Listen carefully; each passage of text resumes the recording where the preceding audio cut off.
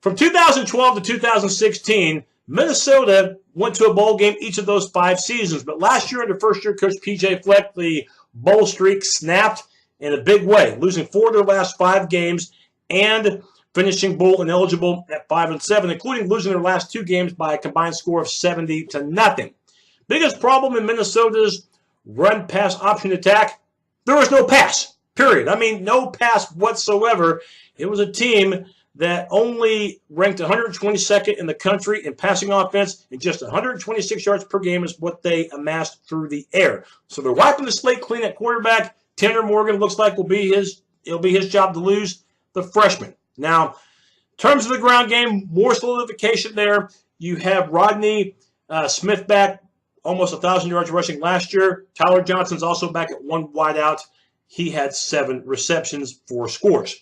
Majority of the offensive line's back, plus they've recruited well in terms of trying to build an offensive line from IMG Academy, which has definitely distributed a lot of terrific talent. So Minnesota's hoping for the same. Defensively, defense is the only reason why Minnesota did not lose more than 7 games. Golden Gophers did their part, keeping their team in it for as long as possible. In fact, last year, the Golden Gophers gave up just 22 points per game. Hey, that's pretty respectable in this high-scoring era of college football.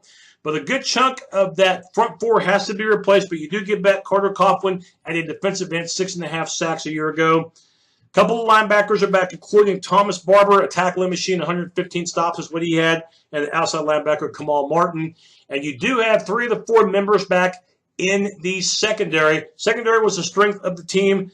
3rd in the conference in pass defense, 174 yards per game is all they allowed through the air. And you do get back Jacob Huff at a safety, 3 interceptions a year ago for the Golden Gophers.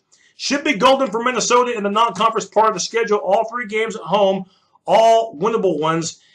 Big Ten play, we'll see how they do with the opener at Maryland. I think Minnesota will be an underdog, but not a huge underdog at all. So it could be 4-0 entering what could be a rough October with games at home against Iowa and at Ohio State and at Nebraska back-to-back. But at least there's no Michigan, Michigan State, or Penn State on the schedule. So Minnesota, even though the offense still might sputter, I think the defense will play well enough to keep Minnesota in games once again. I think Minnesota gets 6 wins total just because the non-conference schedule isn't that demanding. But I still think Minnesota, because they're still going to try to find their identity offensively, I think they finished 2nd to last in the Big Ten West. I got them at 6th. Football. My name's Tarul, I'm a real bad dude, making sounds and noises that are certainly rude.